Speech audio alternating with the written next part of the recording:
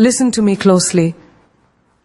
Nobody has the power to shake you unless you hand them the permission. Nobody has the strength to disturb your peace unless you trade your peace for their chaos. Tonight, you will learn how to walk through the world untouched, unbothered, and beautifully calm. Pause. Soft background music, then flow into the speech. When you finally know who you are, the world stops controlling you. People stop shaking you. Their opinions lose their power. Their judgments lose their noise. You no longer run around trying to convince anyone of your worth, because your worth rises every morning with you. Knowing yourself isn't just confidence. It's a calm fire, a quiet thunder, a strength that doesn't need to roar to be felt. And life will test this truth every single day. There will be mornings when someone speaks to you harshly, and instead of shrinking, you'll feel a whisper inside you say, "This has nothing to do with me." That whisper is self-awareness. That whisper is freedom. When your boss is stressed and snaps at you, before you knew yourself, you would have spent all day replaying that moment, blaming yourself, questioning your value. But now you understand. People project their storms. You don't have to stand in their rain. You walk away dry. You walk away steady. Because you know who you are. When a friend forgets you, cancels on you, or doesn't show the same love you give, you don't collapse wondering if you're unworthy. You breathe. You remind yourself, I am not defined by the attention of others. You stop begging to be seen. You stop shrinking to be loved. You stop bending to fit places that were never meant to hold you. That is the power of knowing yourself. Your world no longer breaks when someone else disappoints you, when someone criticizes you. You no longer shatter. You listen, you examine, but you do not crumble. A man once said, if the criticism is true, it teaches me. If it is false, it doesn't touch me. That is the mindset of a person who knows themselves deeply. Because when you know your own heart, no stranger can rewrite your story. Daily life becomes calmer. Imagine you're driving and someone cuts you off aggressively.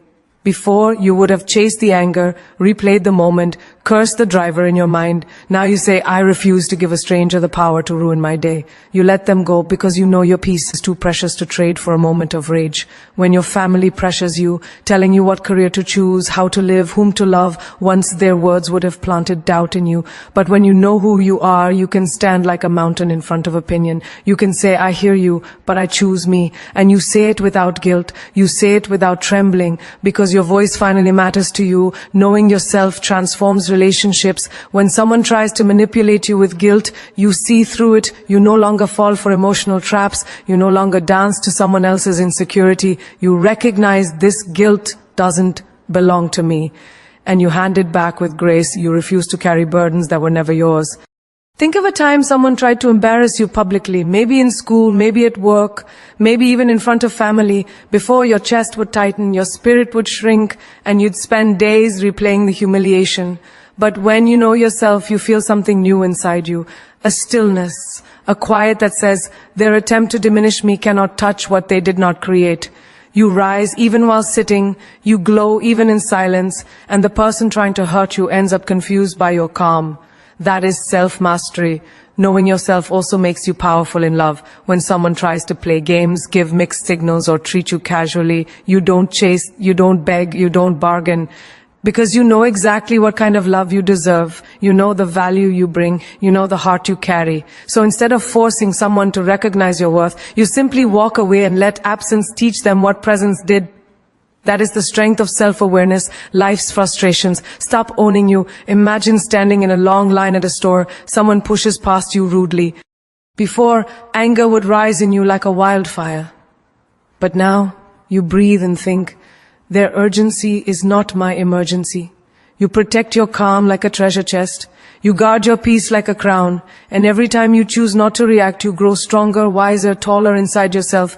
Even failures hit differently. When you know who you are, stumbling doesn't discourage you.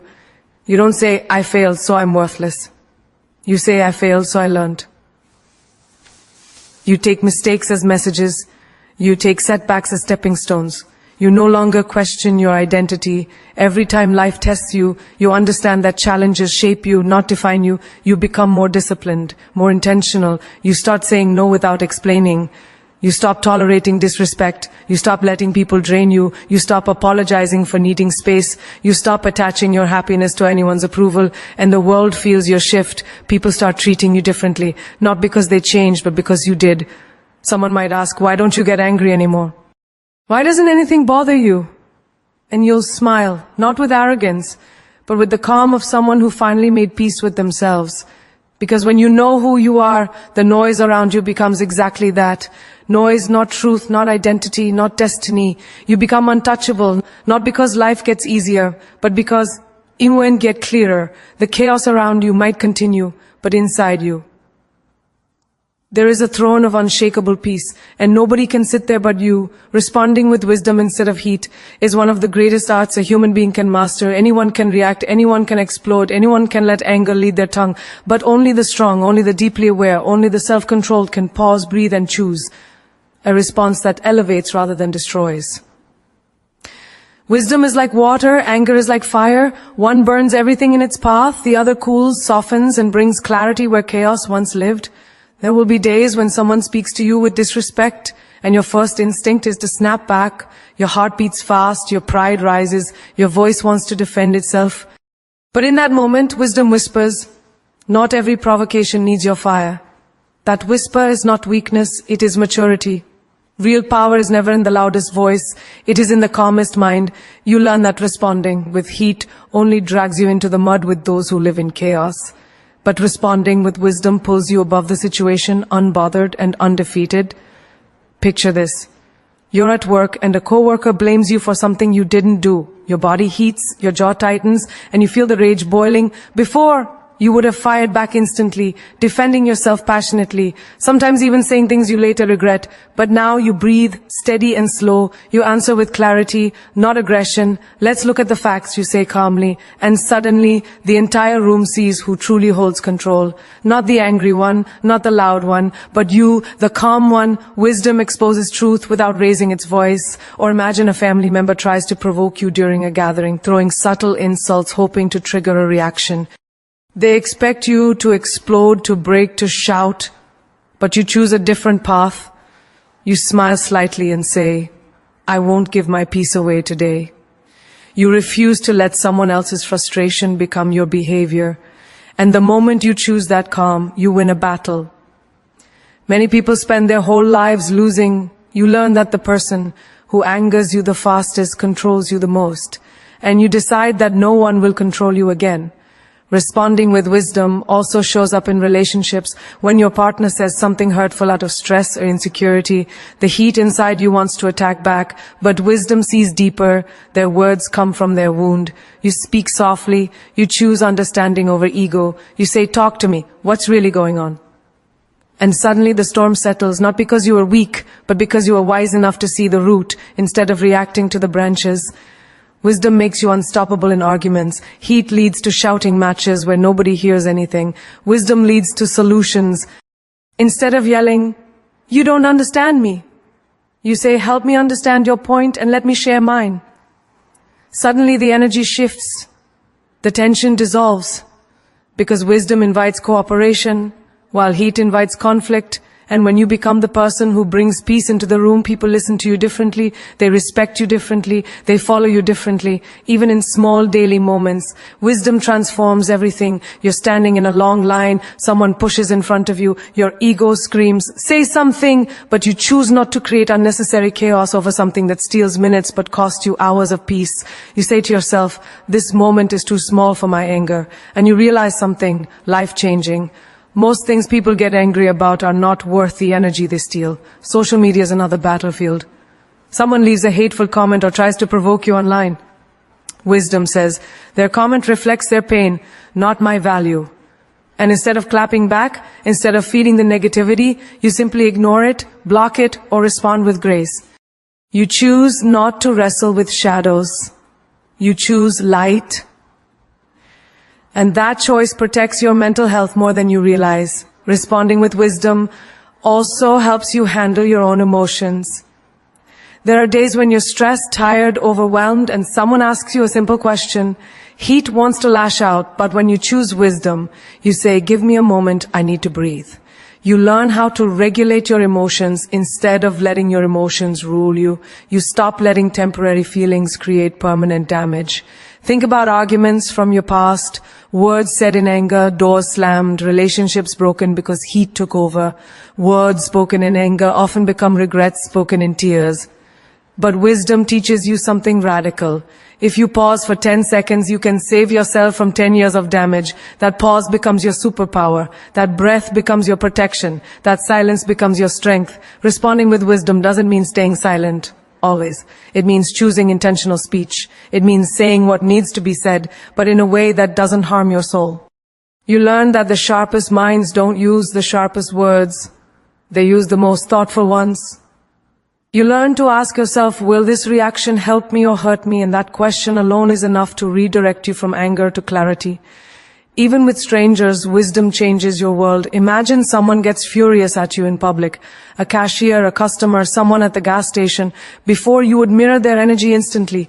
Now you say, I see you're upset. Let's fix this. Your calm disarms them. Your poise melts their aggression. You become a walking reminder that grace holds more power than fury ever will. Responding with wisdom becomes your shield. Heat burns you. Wisdom protects you. Heat blinds you. Wisdom shows you the bigger picture. Heat makes you say things you regret. Wisdom lets you walk away feeling proud of who you are. And slowly the world notices. People stop trying to provoke you because they see that you don't react like everyone else. You carry yourself differently. You think differently. You speak differently.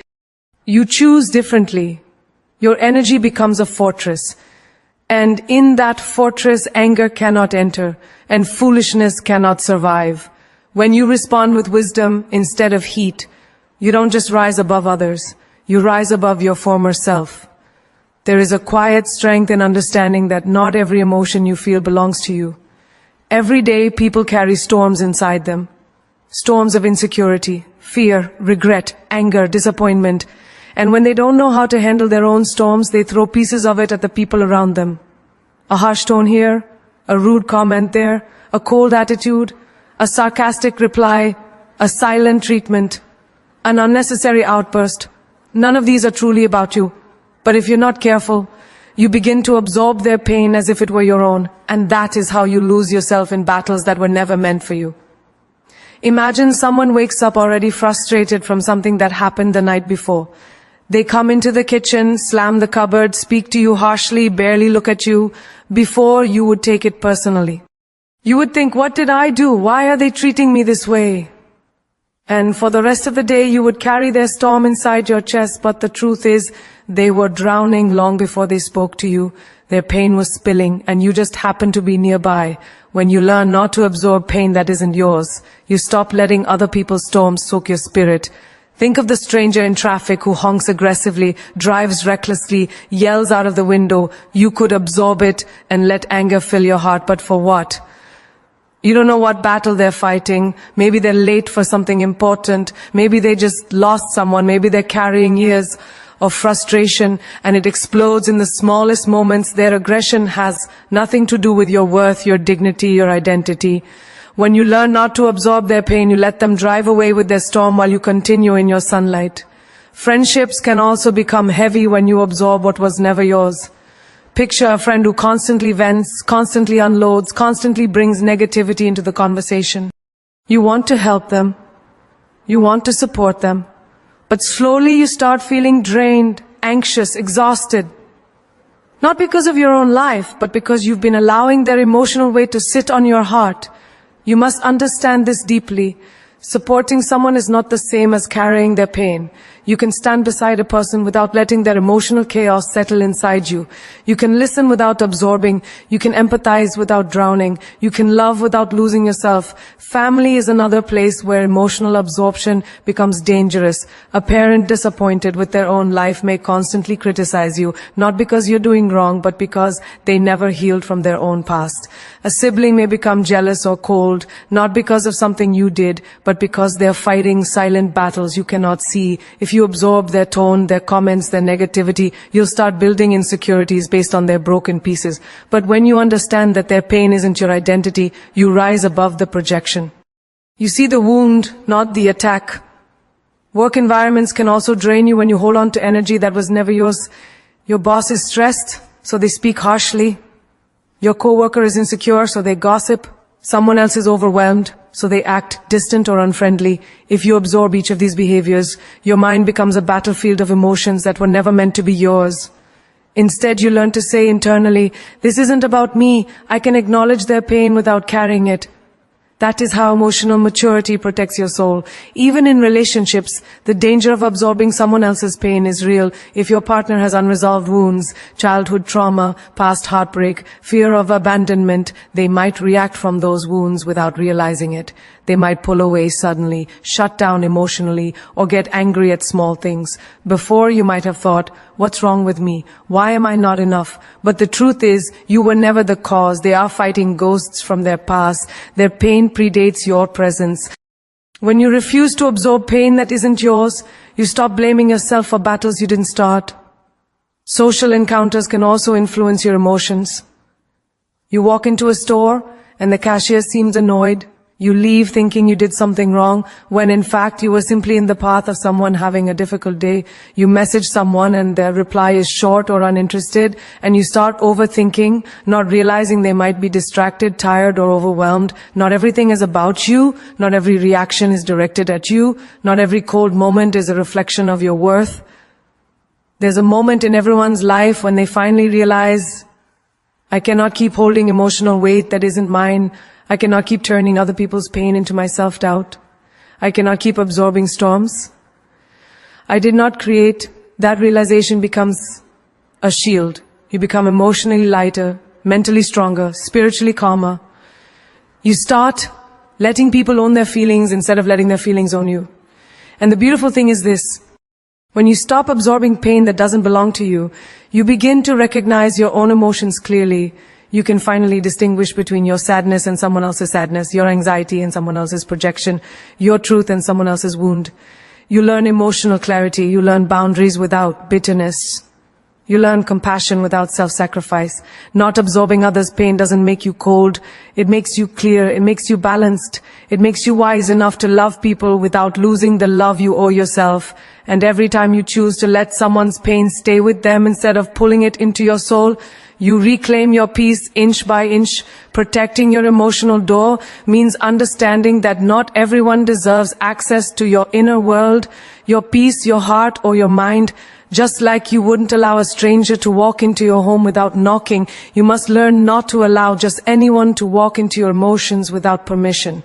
You are not a public space. You are a private sanctuary. And not every person, not every energy, not every voice deserves a key to the most delicate parts of you. There are people who come into your life carrying good intentions, gentle hearts, and pure presence. These people knock softly, speak respectfully, and leave your emotions better than they found them. But there are others, people who barge in, people who bring chaos, people who treat your soul like a revolving door. They enter when they need comfort and leave when they are done. They bring storms, take your peace, drain your energy, and expect you to be available on demand. Protecting your emotional door means recognizing the difference. Imagine you wake up peaceful, sipping your morning tea or coffee, and suddenly someone calls you with complaints, arguments, drama, or negativity. If your emotional door is wide open, their energy spills into your morning and steals the peace you started with. But when your emotional door is closed, you learn the power of saying, I'm not in the space for this right now. You refuse to let their chaos enter your calm. You understand that your morning mood, your mental clarity, your day's energy deserve protection. In everyday life, protecting your emotional door means choosing who you allow to influence your feelings. If someone constantly criticizes you, makes you feel small, makes you question your worth, or drains you emotionally, you do not keep the door open out of politeness. You shut it gently, firmly, and without guilt. You learn that emotional access is a privilege, not a right, and not every person should be given that privilege. Some people belong outside because their energy poisons the inside. At work, there will be people who come to you not to communicate but to complain. They start the day with negativity, gossip, or frustration. And if your door is unprotected, you begin absorbing their energy. You start feeling stressed for no reason, irritated without cause, drained without understanding why. But when you protect your emotional door, you recognize this is not mine to carry. You offer professionalism, but not your inner peace. You can work with anyone without letting everyone enter your emotional space. In friendships, protecting your emotional door becomes even more essential. Friends can become comfortable with your kindness and take advantage of your generosity. Some may come only when they need support, but disappear when you need the same. Some may dump their problems on you day after day, expecting you to be their emotional sponge. When you protect your door, you learn to set boundaries. You learn to say, I care about you, but I cannot be your emotional dumping ground every day. You realize that friendship is supposed to be mutual, not one-sided. You learn to guard your heart from emotional parasites disguised as companions. Family dynamics require strong emotional doors as well. Just because someone is family does not mean they have the right to invade your mental space whenever they choose. Some family members guilt trip, manipulate, criticize, or belittle. If your emotional door is unprotected, their words linger inside you for days, affecting your confidence and happiness. But when your emotional door is secure, you hear their words but you don't internalize them. You understand that their emotional patterns are not your responsibility to fix. You can love them, but still protect your inner world. In relationships, protecting your emotional door is the difference between love and dependency. When you let someone walk into your emotions without boundaries, they might take advantage of your openness. They might become careless with your feelings, knowing you always forgive, always understand, always adjust. But when your emotional door is protected, you teach them how to treat you. You show them that your love is strong but not blind, patient but not unlimited, soft but not foolish. You don't let anyone play with your mind just because your heart loves them. Protecting your emotional door also means protecting yourself from yourself. Sometimes you let fear, doubt, overthinking, or insecurity enter your emotional door without questioning it. You let past trauma, past mistakes, and past voices walk in as if they belong there. But when you protect your emotional door, you don't let old pain walk freely into your new peace. You don't allow yesterday's wounds to dictate today's happiness. You stop letting the past knock you out of the present. You begin to ask yourself important questions. Who am I letting in? Do they bring peace or chaos? Do they give or only take? Do they respect my space or invade it? Do they uplift or drain me? The answers to these questions decide who gets emotional access to you, because your emotional door is not locked to keep people out.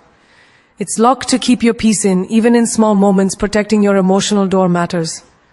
When someone tries to provoke you, instead of reacting, you stand still. When someone tries to pull you into arguments, you stay calm. When someone demands your attention but drains your soul, you say no. You learn to separate the people who deserve your energy from those who only want to consume it. You choose wisely, speak gently, and hold your boundaries firmly, and something beautiful happens when you protect your emotional door. Your life becomes lighter, your spirit becomes calmer, your heart becomes stronger. You begin to attract people who respect your boundaries because you respect yourself. You stop carrying emotions that were never yours. You stop opening doors that lead to pain, and you start guarding the most sacred space you have, your inner world. Mastering the pause is one of the most powerful emotional skills a human being can learn. In a world where everyone reacts instantly, where words fly fast, where anger explodes, where emotions pull people like puppets, the person who pauses becomes untouchable. The pause is not silence, it is power. It is the sacred space where you choose your response instead of letting your reaction choose you. It is the moment where your mind catches up with your heart, your wisdom catches up with your emotion, and your strength rises above your impulse. Think about the last time someone said something hurtful to you. Maybe it was a rude comment, a dismissive tone, or an unnecessary insult. In that immediate second, your body felt the heat rising, your heart beat faster, your voice wanted to jump out, your ego wanted to defend itself. But if you had paused just for 2 seconds, you would have noticed something. Their words were not the truth, and you didn't need to lose your peace for someone else's storm. The pause gives you time to see beyond the surface, to understand the emotion behind the action, and to decide whether the moment is worth your reaction at all. In everyday life, the pause saves relationships. Imagine your partner snaps at you after a long, stressful day. If you respond instantly with heat, the argument escalates, feelings are hurt, and the tension grows. But when you pause, you notice the exhaustion in their voice, the heaviness in their eyes, the stress they're battling. Instead of reacting to their tone, you respond to their reality. You say calmly, "Talk to me, what's wrong?" And suddenly, the fight that could have destroyed the evening turns into a moment of understanding. That is the power of the pause, turning conflict into connection. The pause also saves you from embarrassing yourself. Picture yourself at work. A coworker criticizes your idea in front of everyone. Your first reaction is to defend yourself sharply or make a sarcastic remark. But when you pause, you realize reacting emotionally might make you look unprofessional or impulsive.